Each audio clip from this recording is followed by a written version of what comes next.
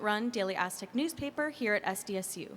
Today, we're going to hear directly from the candidates of Vice President of University Affairs and VP of Financial Affairs. Before we get started, we'll go over some ground rules. First, during the debate, please be respectful by speaking when it is your turn and by respecting the time limits set forth by the moderators for each question. We have a series of general questions for everybody and a few targeted questions for the candidates based on their backgrounds and the candidate statements they turned in. If you would like to make a rebuttal, please raise your hand. For general questions, we will allow 30 seconds for rebuttal, and for the individual personal questions, we will allow 1 minute. We're going to skip the opening statement and jump right into the questions because you'll have an opportunity to tell us about yourself there, but we will reserve time at the end for closing statements. I will be moderating the discussion today, and Mimi Simons will be keeping time. She will let you know when you have 15 seconds remaining and when your time is up. Do you guys have any questions? Is that good with everybody? Perfect. All right. So first up is our candidates for Vice President of University Affairs. And with us today, we have Noah Abushadi-Stuart and Jhacob Blenman. All right. First question, and we'll start with you, Noah. What inspired you to run for VP of University Affairs? First off, I want to thank the Daily Aztec for hosting this event. I also want to thank my opponent, Jhacob, for being here, and the crowd for attending this debate during this hot day. Hope you guys stay cool. Salam and hello. My name is Noah Abushadi-Stuart. I'm a third-year political science major with a public law certificate. I'm a proud Muslim. So Ramadan Mubarak for all my Muslims out there. San Diego native, and I speak both Spanish and Arabic. I currently sit on the board of directors for Associated Students, the Blue Ribbon Anti-Islamophobia Task Force, where I've worked hard to serve my community to the best of my ability, and by making efforts to ensure that my community is served on campus and to create the first ever SWANA Center. Outside of AS, I'm an active member of my community service organization, Rotaract, and these involvements have ultimately taught me the importance of resilience through injustice, inequity, and prejudice, but ultimately to persevere through hard times. In the past, I've served as the College of Arts and Letters. Your time is up. Thank you. All right. Same question for you, Jhacob. What inspired you to run for Vice President of University Affairs? What inspired me to run as Vice President of University Affairs is the opportunity to help all students and connect students in all perspectives on campus. Coming from a very niche community here on campus, I've had the experience to work with my African Student Union, my Student African American Brotherhood, my Black Kinesiology organization, to equip me with skills that I would like to bring to AS and make sure that every student's voices are then heard. Coming from this niche community, I understand what comes with student accomplishment and student success, so I want to take and bridge that community to AS. Thank you. All right, we'll start with you again, Jhacob. This next question, what makes you qualified for the position of VP of University Affairs? Okay. So like I just mentioned before, I bring a new perspective. Coming from this very marginalized community, I like to echo their voices within AS. And also, as Vice President of University Affairs, I'm put in such a unique and blessed position where I'm able to have college representatives under me in which I can reach other parts of campus and make sure that their voices are echoed within AS. I'd like to be, and also I'm the only one on the stage who has had previous conversations with our predecessor, who has equipped me with skills that I need to complete this role. I have also done great work within this community, and I would like to bring that to AS as well. Thank you. And same question for you, Noah. What makes you qualified for the position of VP of University Affairs? Well, on the stage, I'm the only one who's had 3 years of experience in AS. I've been here since freshman year. I served on the College of Arts and Letters Council as the CAL representative, where I advocated for people that didn't have a voice, international students that were non-native English speakers. I tried to integrate them into our academia. I currently serve on the board of directors with many others to create a SWANA center for those who do not have a center. I want them to feel heard and have resources. And then currently, again, I serve in the Legal Aid Society of San Diego. I hope to utilize all these experiences and translate it into tangible policy, not, I want to translate into tangible policy. All right, thank you. For this next question, we'll start with you, Noah. The VP of University Affairs works on academic policies. How do you plan to advocate for student interests in this capacity at both AS and University Senate, as well as elsewhere on campus? So we have an abundance of resources, quite frankly, but at the same time, a lot of it's not publicized. So one thing I actually want to touch upon is the Your Voice Matters form. Usually it's utilized to act as, a form for people to fill out, have any concerns with the university itself. But quite frankly, I think it's pretty archaic. I think we need to do more because it's not all-encompassing of all student needs. It's just a Google form. It's inefficient in its representation towards people. So in this case, I actually refer to AS walkarounds, Associated Students walkarounds, where we actually meet people where they are. Jesus Christ. Where we meet people where they are. Why is it echoing so much? Jeez. Where we meet people where they are. And that looks like, okay, going to different cultural organizations, going to different organizations, and actually stimulating them to represent themselves rather than us having to represent them, because that's true and accurate to their voice. Time's up. Thank you. All right, same question for you, Jacob. The VP of University Affairs works on academic policies. How do you plan to advocate for student interests in this capacity at both AS and University Senate, as well as elsewhere on campus? Well, as VP, Vice President of University Affairs, I am the change when it comes to academic policy. So I will be on the University of Senate, where I will try to be the bridge between students and faculty to make sure that all students' voices are heard within those areas.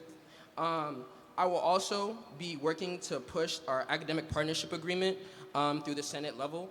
And so all students can be aware of their students' rights when it comes to our academics. Again, as Vice President of University Affairs, we will be working on the Your Voice Matters campaign and obviously programming that to make sure that all students are aware and that their voices can be echoed within AS. I will also chair the University Council, where I will be the representative to ensure that all students' voices are heard and all the representatives cover all areas of campus. Thank you. Thank you. All right. We'll start with you again, Jacob. Our next question is, how do you plan to navigate potential conflicts between student interests and university policies, and how would you work towards finding mutually beneficial solutions?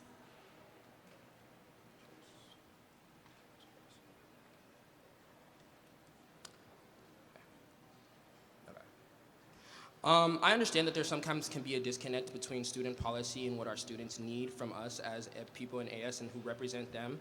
So obviously, when it comes to student success and my role as Vice President of University Affairs, when it comes to pushing our students forward to be able to succeed, I want to make sure that their students are aware about all the resources available to them, and that all students feel prepared and supported from their representatives in AS. Thank you.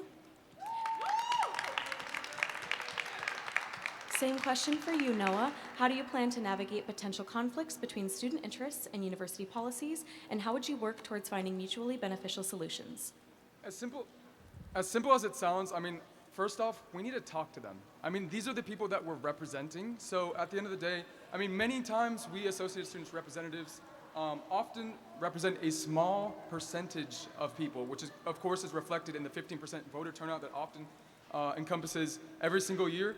And if we are only reaching about approximately 6,150 of our students, how are we to find a mutually beneficial solution? Associated Students walkarounds, I want to say, is again that solution. We are meeting them where they are. We are essentially integrating them into any conversations that we have. And I want to say another Google form, but at the same time, we know it's inefficient. Nobody checks their emails. So in general, students have misconceptions. But my point is, for us to find a mutually beneficial solution that balances the interests of the university and students, we must do all that we can to communicate that we are feeling hurt and affected by the university. And that, again, through avenues of direct democracy. Thank you. All right. We will start this next question again with you, Noah. What steps would you take to ensure that the voices of underrepresented student groups are heard and considered in university decision-making processes? I don't mean to sound like a broken record, but again, we have to meet them where they are. I mean, ultimately, I want to say forums is a good solution, holding forums in the union of any sort where, again, students can walk up, file something and actually address their concerns. I understand the Your Voice Matters usually is that tool, but if we're talking about direct confrontation or direct communication with students and representatives, even faculty, the best way to do this is host forums, and again, having these associated students walk-arounds in different cultural organizations and different professional organizations so that they know that they have the power and they are the ones that elect us, so it is ultimately at their discretion. Thank you. Same question for you, Jacob. What steps would you take to ensure that the voices of underrepresented student groups are heard and considered in university decision-making processes? Like I said earlier, as Vice President of University Affairs, I'm in a position where I get to have representatives that reach out to all parts of campus, which would allow me to reach all these concerns and make sure all these voices are echoed within AS. Also, coming from my own marginalized community, I know my position in AS, I will for damn sure make sure that our voices are echoed, because these are the people that made me, and these are the people that I represent throughout AS. Thank you.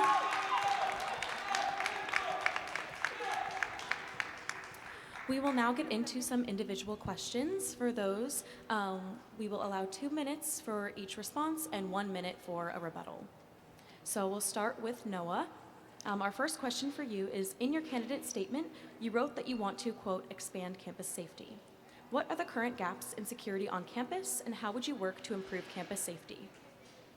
So I'm going to talk anecdotally for a second. As a Muslim, a lot of the times the administration is not very receptive to our needs. I mean, actually, maybe about 2 weeks ago, we had someone, maybe even longer, we had someone that was spreading hate speech to my community, spitting on people with hijabs. So the best way for us to do this is, I understand when it comes to university policy, we are very strict on our freedom of speeches, but when it comes to any aggravated, almost assault, we must be very diligent by making preemptively, like, okay, this is who we're gonna have on campus. Or aside from like racial discrimination, I wanna talk about even women and their safety. A lot of the times we have unsafe lighting by the living areas off campus. So again, we have to invest into sustainable infrastructure, like, again, sustainable lighting or just lighting in general. Like, it shouldn't take this long for a university to fix up someone, especially when they're having to constantly fill out a form. So again, we have to meet people where they are, ultimately, but also really like translate it into tangible policy. That's I guess my way about answering that question. Thank you. Thank you.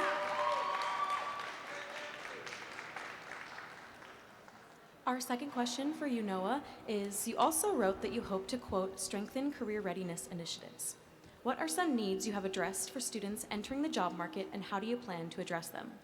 So the job market is terrible right now. It's absolutely horrendous when it comes to, internships, full-time positions. Oftentimes people leave our university without a job, or they go into a graduate program, which, obviously lengthens that time within our university, or any university for that matter. So the way that I want to address this is by almost remodeling. I know it sounds ambitious and sometimes even implausible, but I want to reshape how career services operates. And by doing that, what I mean by doing this is, instead of them acting as an advisorial role, like them just as standby where you have to reach out to them, actually I want them to reach out to us. Instead of them just acting, again, as an advisor, they should be our career coaches, helping us grow and develop through our all 4 years of college, and hopefully into an internship and to a full-time position.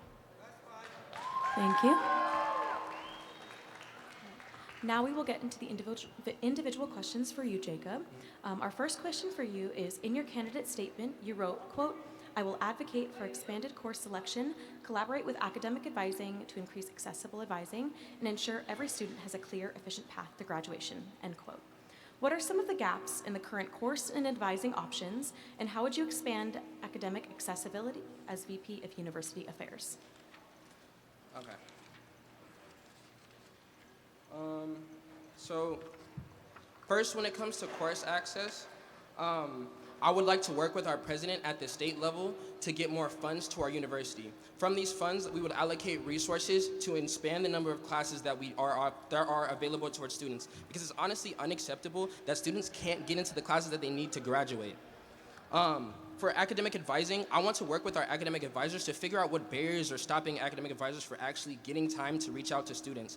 I know personally when I tried to reach out to advisors, we only had certain blocks of like 2 to 3 hours where you were able to reach out to these advisors. And if you have class, you're basically cooked. You have no opportunity to really reach out to these advisors, and I want to figure out how to change that so all students can get the academic help that they need to graduate. And ensure every student has a clear and efficient path to graduation. I know we have certain resources available to us like My Degree Evaluation or My Map, but honestly feel like these resources are kind of limited. If a student has a minor or a double major or anything that changes within their course, there's no way that My Degree Evaluation or My Map can help them plan out their schedule and get the classes that they need to then graduate. So that requires an advisor, and going back to my second goal, I would like to help students get the time that they need with their advisors. Thank you. Thank you.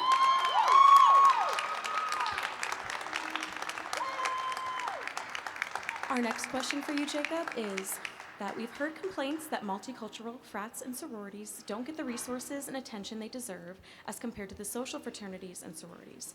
Do you also feel this way, and what would you do to ensure that all of Greek life feels welcome and supported on campus? Speaking from my own experience with a Greek life, I feel like we have certain not as many resources just because we are a smaller group on campus. But I feel like during our community, we feel so supported by everybody who's around us. I definitely feel supported within AS, and through this opportunity that I have given, I want to represent those voices in AS. So if any issues that may arise with any multicultural Greek council, they can come talk to me. I want to be the voice where I can be able to talk to anybody who may have any problems with academic policy. So again, a voice to anybody who's listening right now. If you do have any problems, please do come talk to me, and I will be that voice for you. Thank you. We will now get back into some general questions, and for these, we will allow 1 minute each for a response and 30 seconds for a rebuttal. Feel free to raise your hands if you do have a rebuttal to your opponent's answer. So, how are you? We'll start with you, Noah. How are you going to measure the success of your initiatives, and what steps would you take to adjust your approach based on feedback from the student body?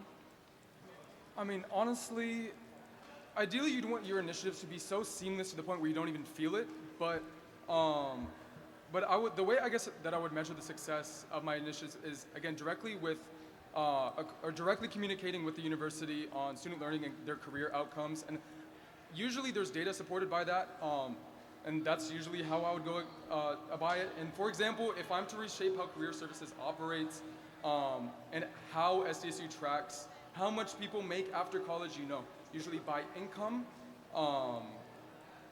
This means we are able to track how well they are doing usually, and in this case, if we have data on the students leaving this university, and we are seeing an increase on their salaries, more prestigious jobs prospects, and then the university, I will know that we did our job properly. Thank you. Jacob, do you have a response to this? No, I don't. Okay. All right, we'll ask you the same question next. How are you going to measure the success of your initiatives, and what steps would you take to adjust your approach based on feedback from the student body? Well, unlike some of the other girls I've heard, my goals are tangible that you can measure success by with my ability to gather more courses. If the number of courses increases, I did my job. If the amount of academic advising hours increases, I did my job. And if changes are made to our resources, like our My Degree Evaluation, My Map, I've done my job. These are things that you can actively see, like, immediately, rather than maybe some other things that might take a little bit more time and maybe some more statistics to figure out. Thank you. Noah, do you have a response to this? Oh. Hello? Okay, so I do actually have a response to this. So I remember you keep mentioning tangible policy changes and tangible impact, but again, what specifically are you outlining that doesn't already exist as far as, okay, how are you going to lead to more course increases and et cetera? Like I mentioned before, I would be working with our president at the state level to get more funding for courses, which would increase the number of courses that are available to our students. Thank you.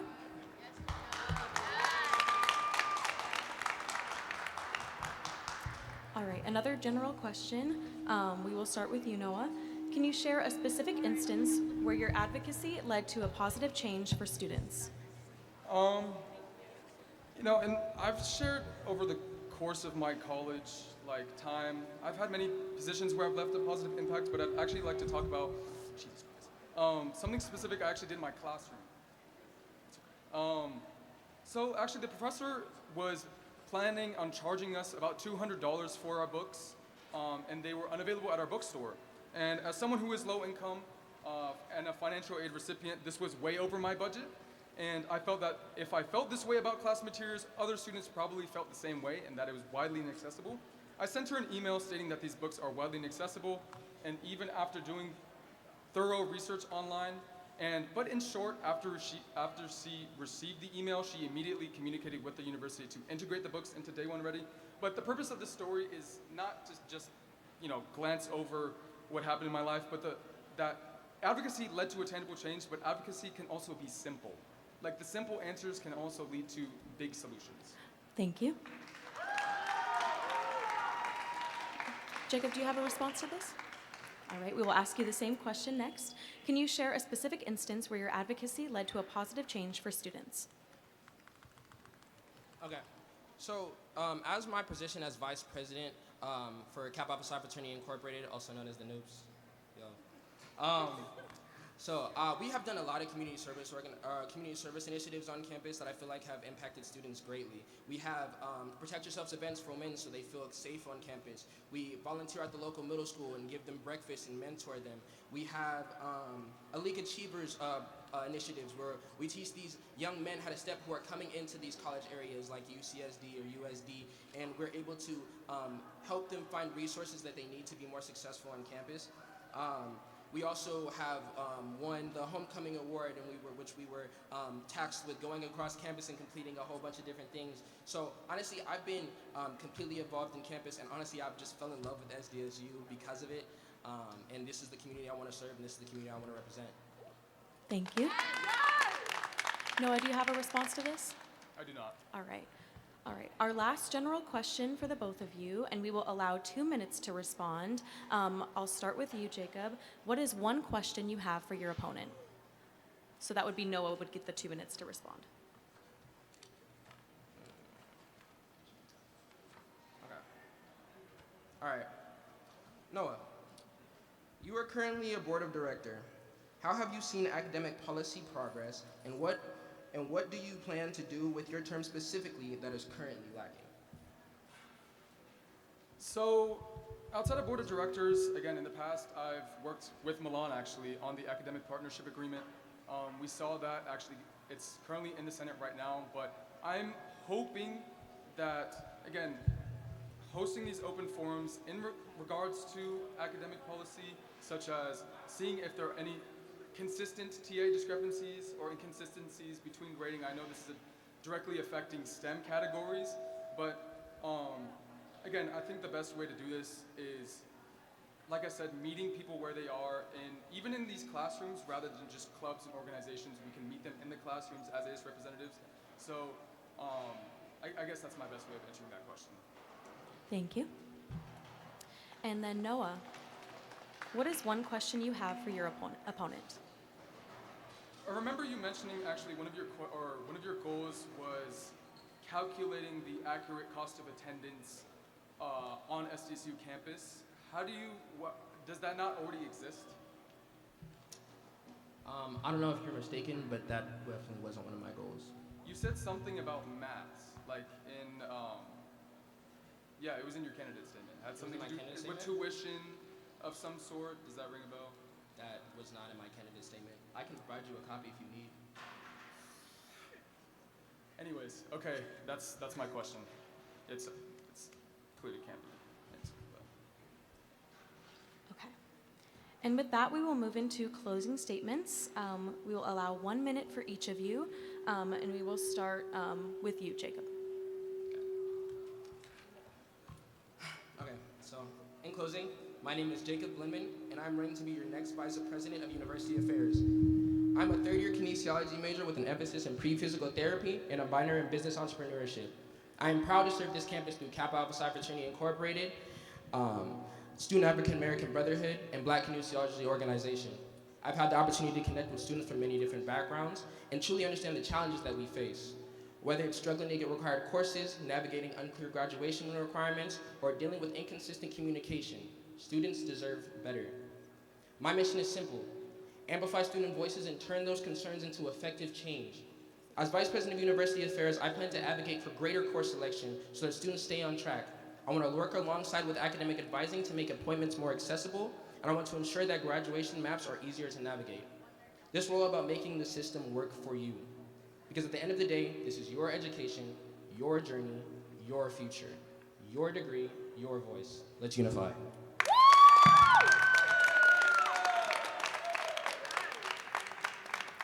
Thank you, Jacob. Now, Noah, what is your closing statement? So I stand before you not just as a candidate, but as someone who believes deeply in the power of our university and in the potential of every student. I believe that academics should open doors, that opportunities should be within reach for everyone, and that our university should be a place where every student feels supported, valued, and empowered to succeed. As your Vice President of University Affairs, I will work with the dedication and purpose to strengthen the academic and comprehensive foundations of our university, because this role is not only about policies or programs, but about the people, about your goals, your challenges, and your future. I want to help build a university where we do not simply get by, but truly grow, achieve, and thrive together. This election is about the kind of future we want to create, a future built on service, commitment, and progress, a future where every student can believe in something better. So as we move forward, I ask for your trust, your support, and your vote. Let us choose progress. Let us choose purpose. My name is Noah Abushadi-Stuart. Let us choose hope. Thank you.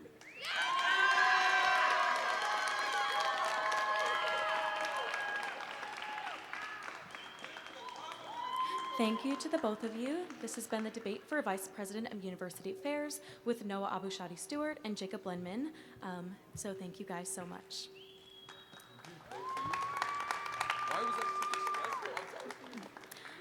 Will the candidates for Vice President of Financial Affairs please come to the front table?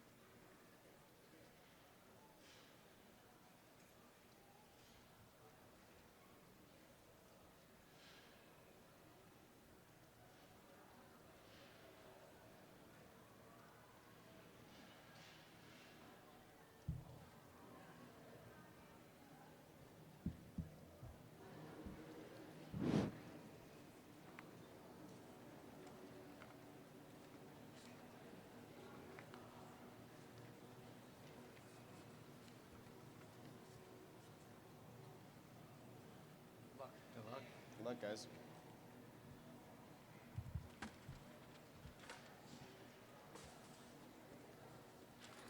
If that makes sense. I'm just like waiting for that. We will now begin the debate for Vice President of Financial Affairs. With us today, we have Michael Moyer, Jake Camacho, and Eric Krog.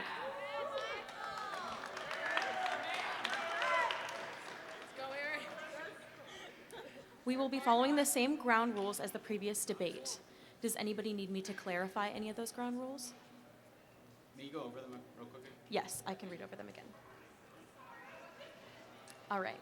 So during the debate, please be respectful by speaking when it is your turn and by respecting the time limits set forth by the moderators for each question. We have a series of general questions for all the candidates and a few targeted questions for the candidates based on their backgrounds and the candidate statements they turned in. If you would like to make a rebuttal, please raise your hand. For general questions, we will allow 30 seconds for a rebuttal, and for personal questions, we will allow 1 minute. We are going to skip the opening statement and jump right into the questions because you'll have an opportunity to tell us about yourself there, but we will reserve time at the end for closing statements.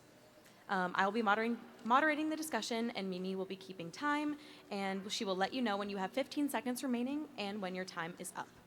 Any other questions before we get started? All good. Perfect. Okay. We will start with you, Michael. What inspired you to run for Vice President of Financial Affairs, and what makes you qualified for this position? Hi, everyone. My name is Michael Moyer. I'm a third-year finance major and history minor. Thank you all for coming out on this hot day. I personally lived in San Diego nearly all my life. My mom is an Aztec. My aunt is an Aztec. I have SDSU in my blood. Through my 3 years here, I had great opportunities that I want to share with students, joining several organizations and meeting great friends along the way. I feel like this experience will give me the opportunity to empower the student body and allow me to create a brighter future for SDSU, which is shocking because it's already super hot today. Thank you. Same question for you, Jake. What inspired you to run for VP of Financial Affairs, and what makes you qualified for this position? Yeah, definitely. Thank you for that question. Through my time as the College of Engineering representative, I've had the opportunity to hear directly from students about their concerns and about any difficulty accessing funding through our organizations and any confusion about where our money is going or the broader questions about financial decisions on campus. These conversations have showed me that there's a clear gap between students and financial systems that are meant to support them.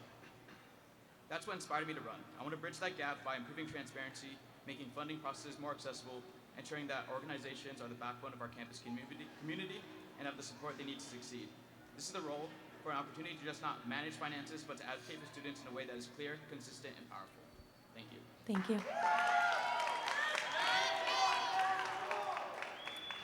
Same question for you, Eric. What inspired you to run for VP of Financial Affairs, and what makes you qualified for this position? Yeah, so first of all, I want to thank the Daily Aztec for being here today, and I want to thank everyone in the courtyard for being here for this debate and being civically engaged on campus. Part of the reason I ran, I came all the way from New Jersey, 2,800 miles away, all the way across the country. For me, the only thing I knew about SDSU was my mom went here. Aztec was also in my blood. On top of that, I came here and I found my home. Not only did I find my home, I ended up leading my home.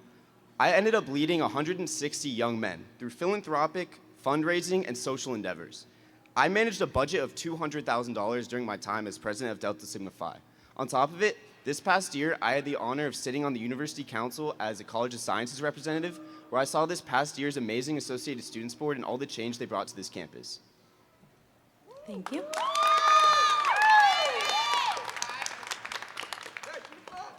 All right. We will start back with you, Michael.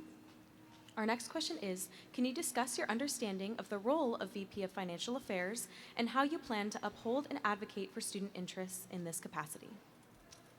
Okay, well, as Vice President of Financial Affairs, I'll be the Chief Executive Financial Officer for Associate Students.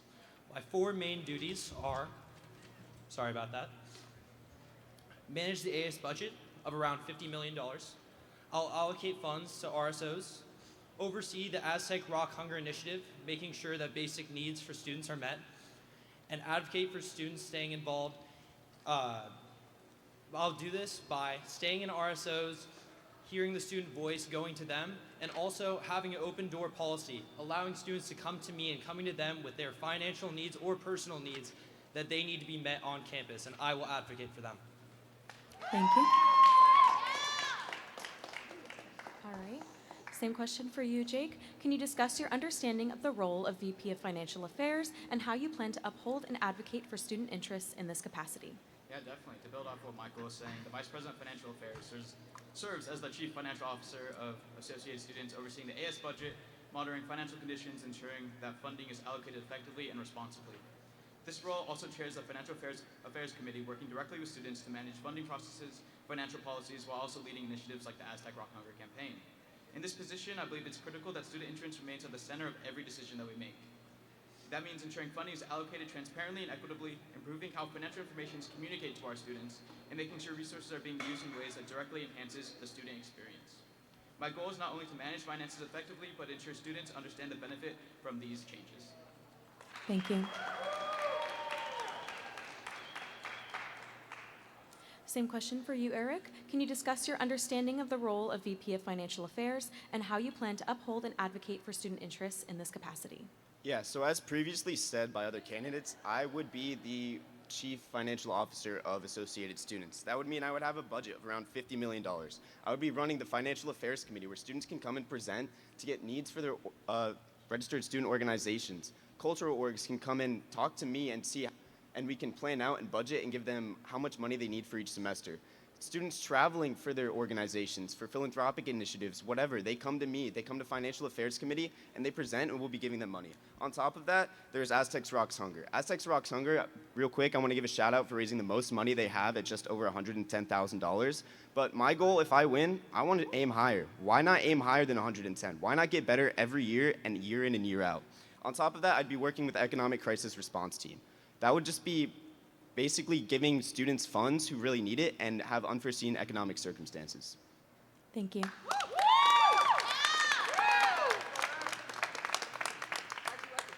right.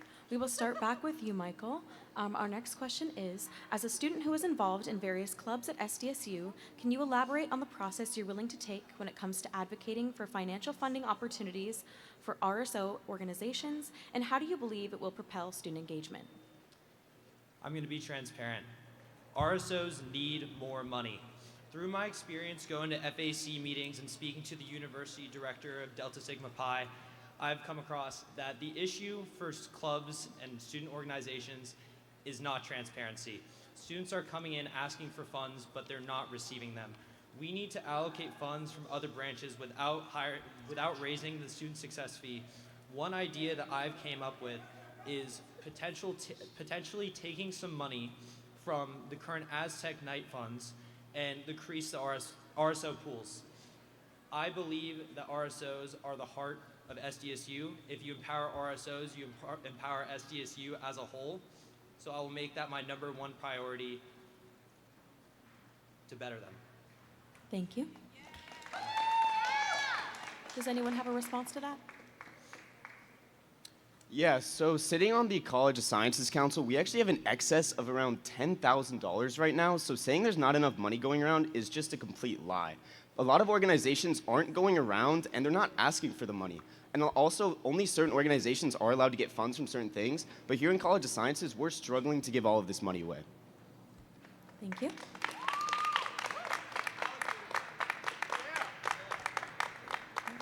We will ask the same question to you, Jake.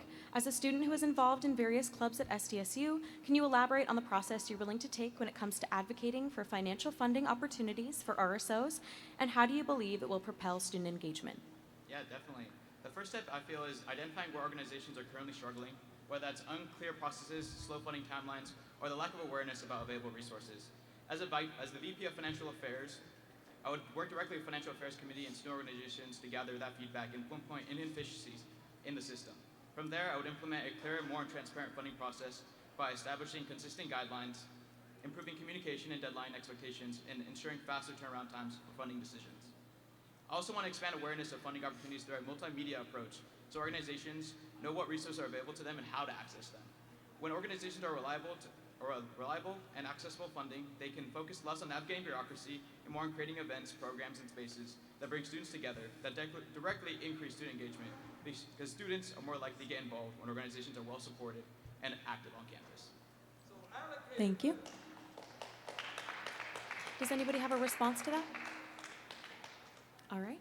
Then we will move on to the same question for you, Eric. As a student who is involved in various clubs at SDSU, can you elaborate on the process you're willing to take when it comes to advocating for financial funding opportunities for RSOs, and how do you believe it will propel student engagement? Yeah, so as I previously said, at least in the College of Sciences, we have an excess amount of $10,000, and we really only have about 3 weeks left to spend all of that.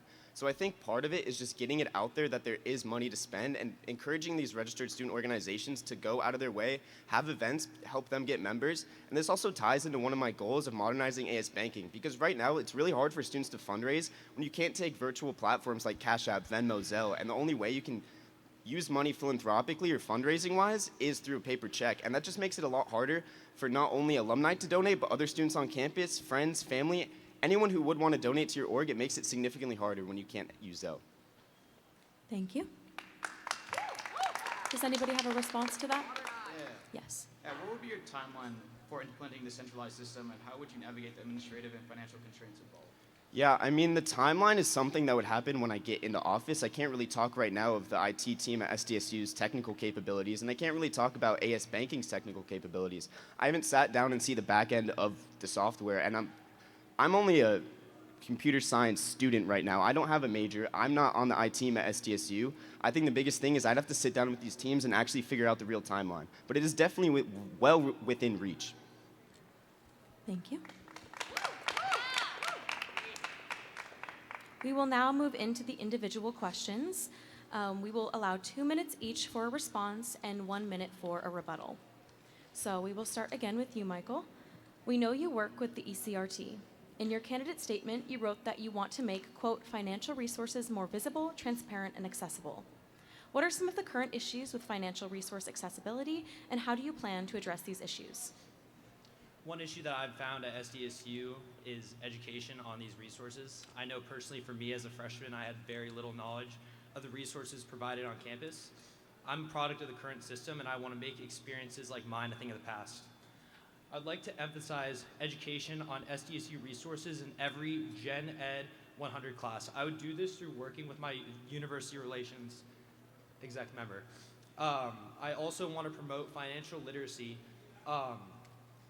through emphasizing budget tools, LinkedIn workshops, and how to manage taxes in this Gen Ed 100 class. I want to reshape entirely how the class is formed. The class serves to prep students for living by themselves. I don't feel like it adequately does that. And with me as VP of Financial Affairs, I'll make serious innovations. Thank you. Does anyone have a response to that? Yeah. How would you, in the role of Vice President of Financial Affairs, be able to affect direct curriculums for a course?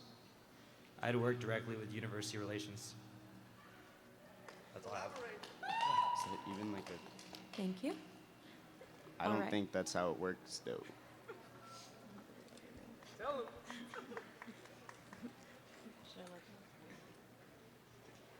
Okay. All right. The next question is for you, Jake. Yeah. A key goal in your candidacy is to launch a monthly email campaign to inform students of financial changes.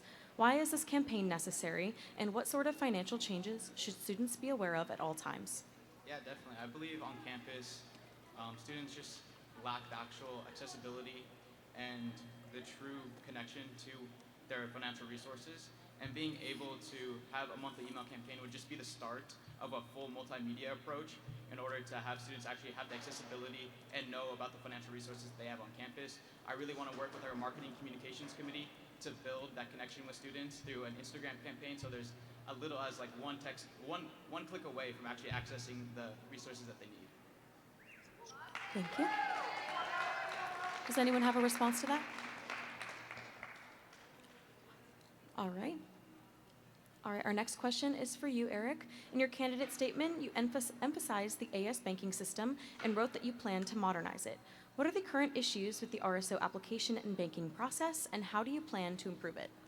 Yeah, so I have heard not only from students, but advisors as well, that both of those systems are just completely outdated and very tedious tasks. During my time when I was Delta Sigma Phi president, I would have to spend upwards of 5 to 10 hours sitting there saying 50 people graduated from my chapter. Every time if I wanted to table for an hour about our philanthropy, I would have to spend 30 to 40 minutes filling out a form. I don't think it should be that hard and difficult for student leaders to succeed. And this is on the scale of a 160-person chapter. Think about all the organizations that only have 5 to 10 members struggling to start, and they're spending similar timelines, spending 40 minutes filling out a form just to get a classroom. Classrooms have nothing to do with catering. I have no clue what is on that form that is really relevant to half of the things students use. On top of this, I've been told by advisors that the form is also terrible on their end. When I would be applying for things, there isn't even a map telling me what I am applying for and what location it is. That should be such a simple fix that should have been in there years ago, and I really think that making our student leaders' jobs harder is just not worth it. These people are trying to go above and beyond in their respective fields, and we're just making their lives harder on top of them already having a course load and maybe even a part-time job. Thank you. Does anybody have a response to that? All right, we will get back to some general questions now. We will again start with you, Michael. How are you going to measure the success of your initiatives, and what steps would you take to adjust your approach based on feedback from the student body? And you will have, sorry, I forgot to mention, you'll have 1 minute for these responses and 30 seconds for a rebuttal. Okay, so the main way that I would measure my success is, one of my main priorities is prioritizing RSO involvement. My involvement in entrepreneurship society, I've seen firsthand that club participation is down. I've talked to other exec boards. It's been a problem across campus. A large proponent that I would measure my own success is RSO involvement and making sure that students are involved, receiving resources, and just adding to their overall SDSU connections and hopefully leading to more jobs down the line for all SDSU students. I would also measure my success through funding received through Aztec Rock Hunger compared to prior years, and just speaking to the community, engaging responses for quality of new initiatives, just in classes, in clubs, again, open door policy, speaking to the community, and they'll tell me if I'm doing my job right. Thank you.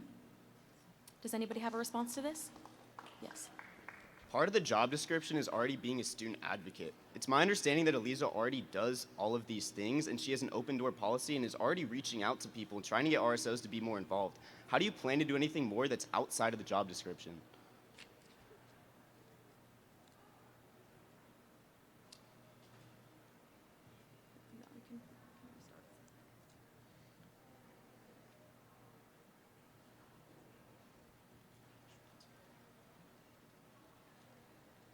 Okay. We will ask the same question to you, Jake. How are you going to measure the success of your initiatives, and what steps would you take to adjust your approach based on feedback from the student body? Yeah, definitely. With working with RSOs and all of our organizations on campus, I really want to build the accessibility and the equity when it comes to our funding. Specifically, I feel like if our RSOs and organizations are able to put on events efficiently, that is the best way that I can measure my success in my position. Like Michael was talking about, the College of Sciences has over $100,000, you said, correct? 10,000 in budget, and if they're actually able to allocate those funds to events for their RSOs, it would be crucial. Especially with our Aztec Rock Hunger campaign, I really want to extend and work with Aztec shops to bring Aztec Rock Hunger to Snapdragon Stadium, because I feel if we can garner more support from our local community to support students, it's super important. Eventually, I also want to help with the overall capacity of the Financial Affairs Committee and optimizing our budget as much as I can. Thank you. Does anyone have a response to this? All right, then we will ask the same question to you, Eric. How are you going to measure the success of your initiatives, and what steps would you take to adjust your approach based on feedback from the student body? Yeah, so as I previously said, at least in terms of feedback from the student body, I would be reaching out to registered student organization leaders for all their complaints about the EAS form, the RSO webpage, and AS banking, just to see what ways we can improve it on top of already trying to get online transactions. Then in terms of how I would make my goals tangible, I think almost all of them are checking a box. If I'm able to get alumni to do corporate matching through their companies, as like we want to do for Aztec Rocks Hunger, we have founders, CEOs, presidents at these companies, and we're not tapping into these income sources that could significantly, exponentially raise how much money we raise for Aztec Rocks Hunger, and that's a very easy thing to say. If I get at least one corporate sponsor, check that box. AS banking, if I can improve it in some way, check that box. Getting a certificate fund, if there's a certificate fund, check that box. Thank you. Does anyone have a response to this? Yeah, I had one question. You talked to me about how I'm not going beyond what the current VP of Financial Affairs is currently achieving. You also talked earlier in your speech about how she raised $110,000 for Aztec Hunger. What would you say she should be doing more to be doing her job as you would do it? Well, I think you're kind of talking down to what Eliza has accomplished this past year in her role of Aztecs Rocks Hunger. I do want to say she raised $110,000, which is amazing. But the fact of the matter is, we are the third leading philanthropy on campus, behind Sigma Chi raising $160,000 and Dance Marathon raising $214,000. There is no reason Associated Students, which represents 40,000 students, should be the third leading philanthropy.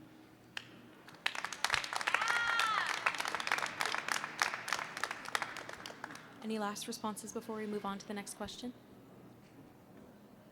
Okay. All right. So we will allow 2 minutes for this next question, 2 minutes for each of you. So we'll start again with you, Michael. What is one question you have for your opponent?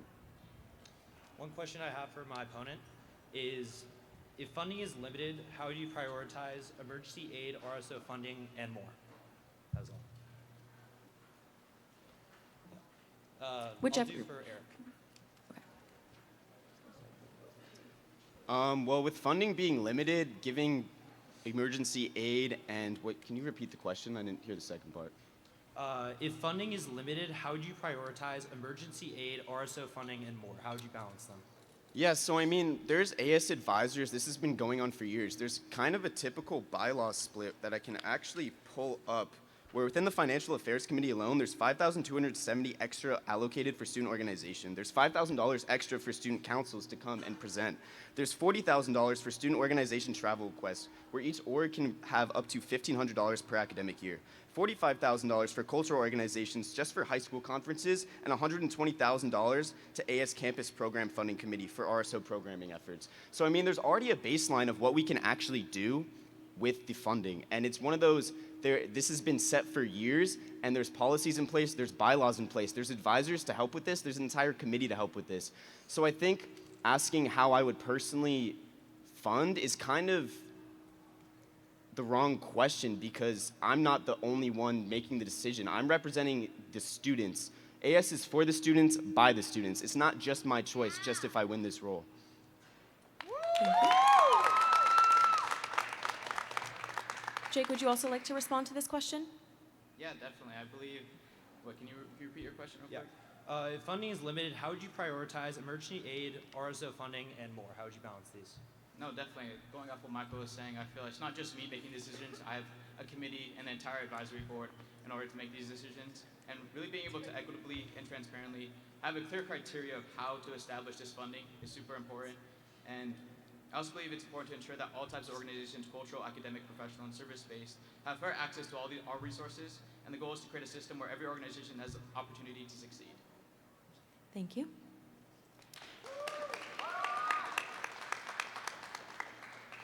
Now, Jake, what is one question you have for your opponent? And whoever wants to answer first can answer first. Yeah, definitely. I have a question for Michael. What do you plan to do for the economic response team that the Basic Needs Center does not already do? One thing that I'm going to push is RSO involvement, Aztec Hunger. The economic crisis response team is largely funded by Aztec Rock Hunger. I believe that one of the main issues that RSOs are facing is lack of promotion by the school. I would be potentially offering a reward to the RSOs that raise the most money for Aztec Hunger. This can be through promotional efforts for when new students come to campus, and pushing these orgs. Have like a SDSU frat of the year, SDSU sorority of the year, SDSU business organization of the year, engineering organization of the year, all of these, and just pushing these to students and bringing more members into them and rewarding them for their efforts and helping out people in need. Thank you. All right. We will move to Eric for this. What is one question for your opponent? You can pick one or have both answer.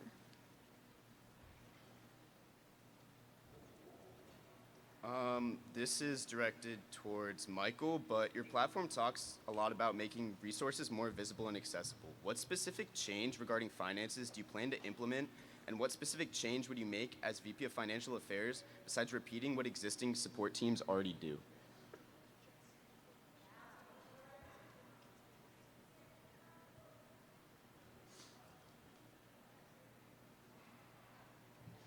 For me, it's just more of outreach. I know student organizations and AS already outreaches on campus, but it's just more of talking to students and seeing what they want and seeing what they need on this campus. I'm here as a tool, as a representative to all students at SDSU, and I want to make sure that I can accommodate their goals and their aspirations in any way I can. All right, thank you. We will now move into closing statements, and we will start once again back with you, Michael. And you have 1 minute for each of your closing statements. I just want to thank you guys very much for coming out. It's been a long debate, but I'm really excited to be here and have this opportunity to represent the school and represent, empower, and try to make a brighter SDSU, try to make a better future for the students on this campus. And I hope that you'll consider electing me as your next Vice President of Financial Affairs. Thank you. Thank you.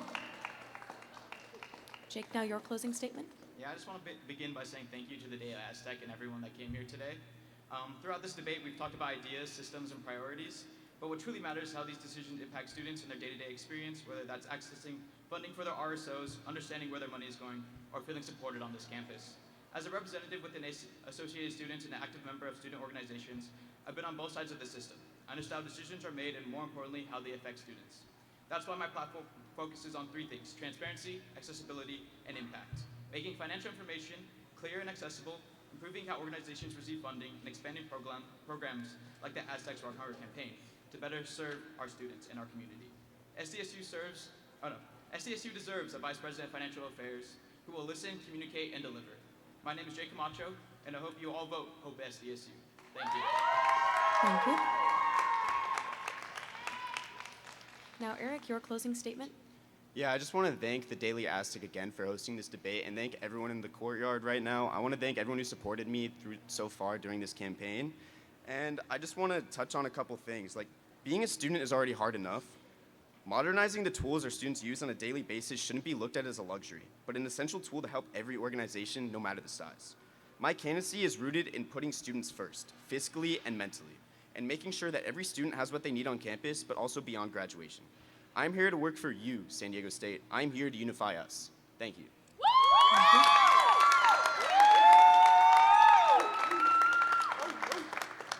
All right, thank you all for coming to today's day 1 of AS Debates, and thank you to our candidates for being here. We'll be back right here tomorrow at noon for our next round of debates, featuring the Vice President of External Relations candidates and candidates for the Executive Vice President position.